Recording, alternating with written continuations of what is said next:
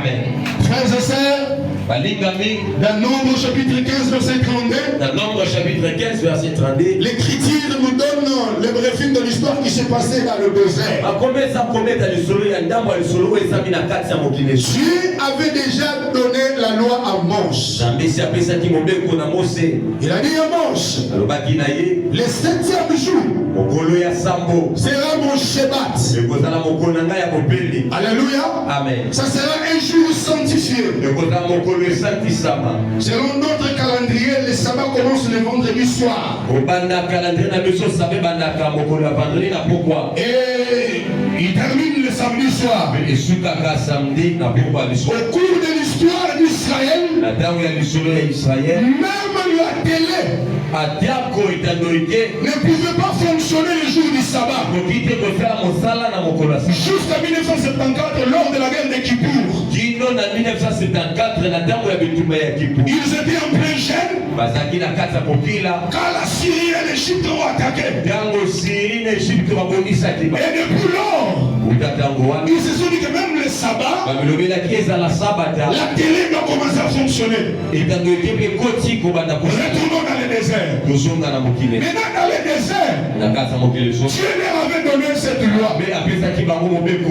Le jour du sabbat, personne n'ira au champ. Même pour la nourriture, Dieu s'était bien arrangé pour qu'au 6e jour, qu'il ramasse la manne qui devait subsister jusqu'au 7e jour, afin de les empêcher de ne pas sortir pour ramasser. Maintenant, plus que ça, il y a eu un monsieur, un bon jour, alors que Dieu avait déjà donné le sabbat, qui est un repos hebdomadaire de l'Éternel. Ce monsieur s'est quand même entêté. Il est allé dans la brousse pour ramasser du bois. Et la Bible déclare ceux qui l'ont vu.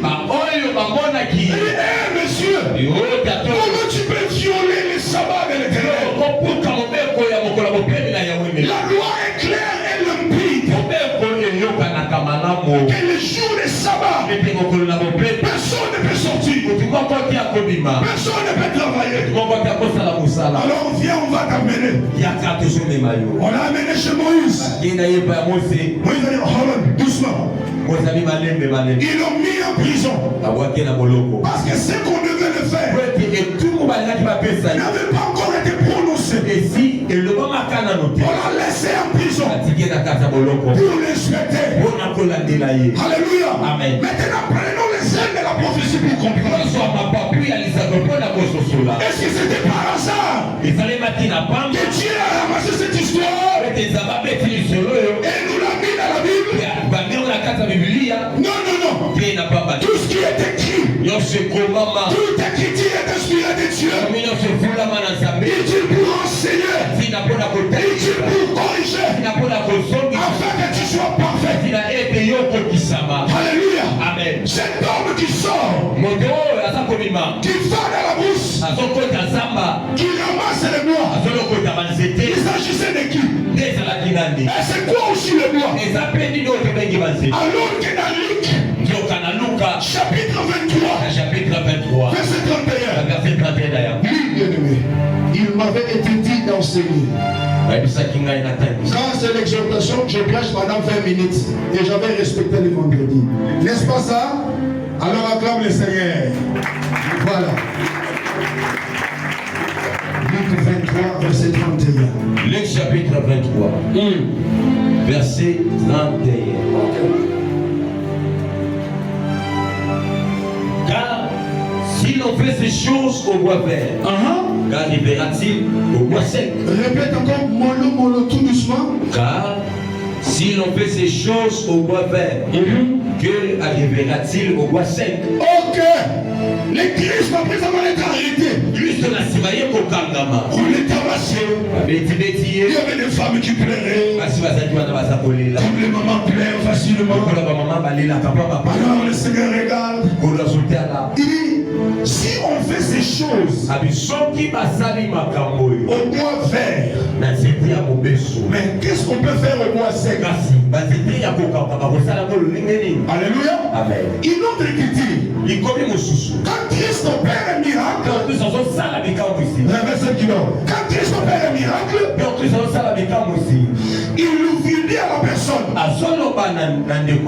quelle vois-tu? Il dit, je vois des hommes, mais je les vois comme des arbres.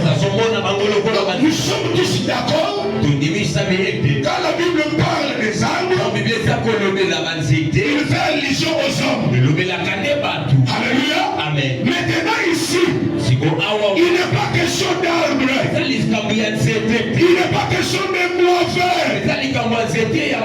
Mais c'est question de bois secs. Avant que ces bois ne soient secs, il était aussi un bois vert. Alléluia. Amen. Il était bien entretenu. Il était bien soigné. Il était dans de bonnes conditions. Jusqu'au temps où le péché est entré, ce bois a été coupé de son jardin. Oh, tout bon jardinier, quand il vient nettoyer son jardin, quand il coupe le bois, il le jette dans le jardin. Depuis la chute d'Adam, si Jésus de Nazareth, il a le bois vert. Avant la chute, Adam aussi, il était aussi le bois vert. Alléluia. Parce que le bois vert, il a la vie en lui. Alléluia. Maintenant, quand ce dernier tombe dans le péché, on vient le couper par le plein de la loi. On le jette dans les jardins. Alléluia. Maintenant, un autre bois, il est parti de l'éternité. Jésus de Nazareth, lui qui s'est tout proclamé bois vert, il avait l'eau de vie en lui pour donner la vie à ceux qui étaient morts. Il avait l'eau de vie en lui pour vivifier les bois secs. Et le bois sec, c'est Adam qui est expulsé du jardin. C'est pourquoi cet homme n'a pas ramassé le bois dans les camps. C'était hors du camp, à l'extérieur d'Éden. Alléluia. Là, c'est le mystère de Jésus qui était à la recherche de son frère. Parce que la Bible déclare dans l'Ecclésiaste, Dieu valent mieux qu'un. Parce que s'il tombe, non, s'il tombe, l'un va relever l'autre. Quand ils sont tombés, et le second Adam est venu relever son frère. Alléluia. Comme le premier était tombé à cause du péché, quand son second est venu le réveiller, il devait payer le prix. Et le prix qu'il devait payer, c'était la mort. C'était la mort. Parce qu'il était venu le jour du sabbat. Il était formellement interdit de ne pas travailler. Mais dans Matthieu chapitre 12, verset 8, la Bible déclare, le Fils de l'homme, il est le maître du sabbat. Comme il est le maître du sabbat, donc il peut libérer les captifs. Même le jour du sabbat, il pouvait sortir pour aller ramasser les bois. Mais pourquoi il ramassait les bois? Il ramassait les bois pour les restaurer. Alléluia. Amen. Alléluia. Amen. Alléluia. Amen. Les bois qu'on avait coupés du jardin, c'est Adam. Alléluia. Amen. Et ses enfants. Et Ève qui était le mystère de ses enfants. Ils étaient tous loin. Alors ce monsieur inconnu, ce monsieur qui n'a pas de nom, ce monsieur qui avait le mystère des noms, que Dieu nous a donné le mandat pour révéler ce qui était caché pour les autres, ce que les prophètes prophètes ne savaient pas. Ils les ont fait comme objet d'investigation. Mais pour toi et moi, c'est une révélation. C'est pourquoi la Bible déclare, je t'ai béni au Père, parce que tu as révélé ces choses aux enfants, alors que les grands de l'autre temps voulaient avoir la révélation. Zéro. Mais à toi, il te l'a révélé. Ah, il t'a révélé ce mystère. Il t'a révélé ce mystère. Il t'a révélé ce mystère. Il t'a révélé ce mystère. Il t'a révélé ce mystère. Il t'a révélé ce mystère. Qui est le mystère du salut en Christ. Nous sommes sauvés en Jésus. Alléluia. Amen. C'est pourquoi comme il avait fait ça, alors tu as relevé les bois qu'on avait coupés. Non, on a dit comme tu as relevé les bois qui étaient bleus. Tu lui as payé les prix. Alors on l'a mis en prison. Les gars qu'on l'a mis en prison, c'est le moment qu'on inspectait l'agneau. Alléluia. L'agneau était mis de côté le 10e jour. Et il devait être immolé le 14e jour. Quand on l'a arrêté, on devait le présenter auprès de 4 prophètes qui sont les 4 jours. On les présente chez Anne, chez Caïphe, chez Hérode. Alléluia. Ils étaient au nombre de 4. C'était le temps où il était en prison. Et quand Dieu a dit à Moïse, cet homme doit être tué, c'était si Dieu s'incarne dans Pilate. Alors Pilate ordonne pour que le Christ soit crucifié. Comme le peuple avait demandé. Alléluia. Alléluia. Donc tout ce qu'on a eu à faire, on parle chez Esaïe. On parle chez Nombre. Tout ça, c'était la planification du plan du salut. Alléluia. Alléluia. Alléluia. Maintenant, la femme qui était chassée, quand Christ est mort à la croix de Golgotha, la Bible déclare, quand il a rendu l'âme, le voile du temple s'est déchiré en deux. Et maintenant l'homme de Hébreu dit, cela prouve que le chemin qui menait au lieu très saint. Or dans les lieux très saints, il y avait l'arche de l'alliance. Dans l'arche, il y avait la manne de 6 jours. Il y avait la verge d'Aaron qui avait bourgeonné. Il y avait les 2 tables de la loi. Toutes ces histoires-là dans l'arche, ça représentait la vue. Ces choses étaient cachées. Étaient derrière les rideaux. Alléluia. C'est pourquoi ceux qui allaient donner la vie dans Éden, qui était l'arbre de vie, devaient aussi être cachés à cause du péché. Maintenant que Christ meurt, le rideau doit se déchirer. Donc le rideau qui nous empêchait de ne pas voir la gloire, le rideau qui nous empêchait de ne pas voir le salut, c'était le corps de Jésus-Christ. Alléluia. Son corps constitué de voiles. Maintenant quand on les déchire, même de l'autre côté du voile, tout est déchiré. Alléluia. Même la voie qui menait à l'arbre de vie, elle est chérubins ont vu le pain touchant le sang. Ah, notre travail est fini. Ils ont libéré la voie. Alléluia. Et quand ils ont libéré la voie, voilà maintenant l'homme et la femme. Vous pouvez tous voir ce qui est dans les liens très simples. Voilà maintenant Adam et Ève. Ils peuvent être restaurés. Ils peuvent s'approcher à l'arbre de vie. Alléluia. Amen. Tel que tu es là, la parole que tu écoutes, et esprit est vie. Aïe, aïe, aïe, aïe, aïe. Aujourd'hui matin, j'ai dit ceci. La parole que tu écoutes, c'est pas moi, c'est Christ qui le dit. Les paroles que je vous annonce sont esprit et vie.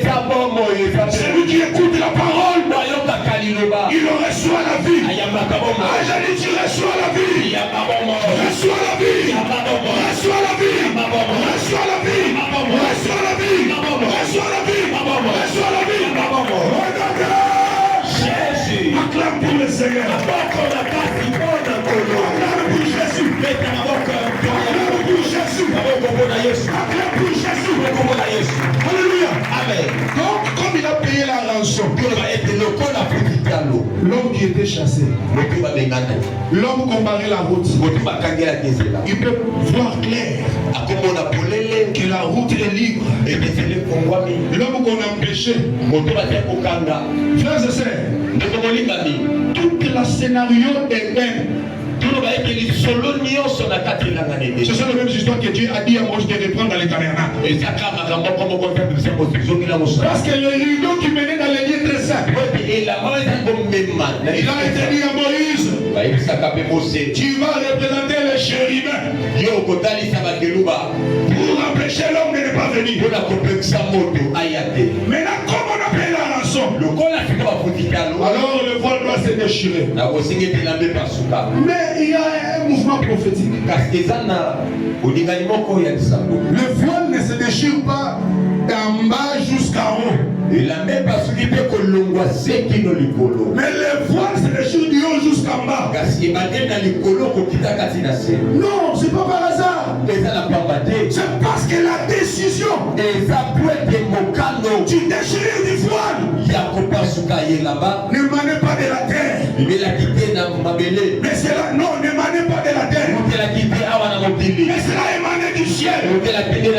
Quand Dieu a vu le sang, quand on a baisé le Fils, il s'est apaisé. Alléluia. Amen. Il ne pouvait plus s'irriter. Alléluia. Amen. Parce qu'il avait vu la rançon. Et quand on a payé la rançon, on nous a rachetés. C'est pourquoi Apocalypse va clôturer notre prédication. Il a racheté les hommes de toutes nations, de toutes langues, de tout pays, par son sang, pas pour lui, mais pour son Père. Alléluia. Alléluia. C'est pourquoi le Père lui-même l'avait livré. Et il dit dans la prophétie, tu n'as voulu ni offrande ni holocauste. Parce que ma offrande na holocauste c'est quand qui s'akanda na été. Amen. À chaque fois quand ma foute ma ngombe zo matazo matakande zo sikike zo mata. Alors il a dit, tu n'as voulu aucune de ces choses. Mais qu'est-ce qu'il a fait? Il m'a formé un corps. On ne l'a pas formé un corps pour qu'il vienne manger sur la terre, mangeant, vivant, non. Il était venu pour accomplir la volonté. La volonté du Père. C'était pour racheter cet homme appelé Adam, qui incarne toute l'humanité. Et à la croix de Golgotha, il pouvait dire, Père, Père, tout est accompli. Amen. Amen.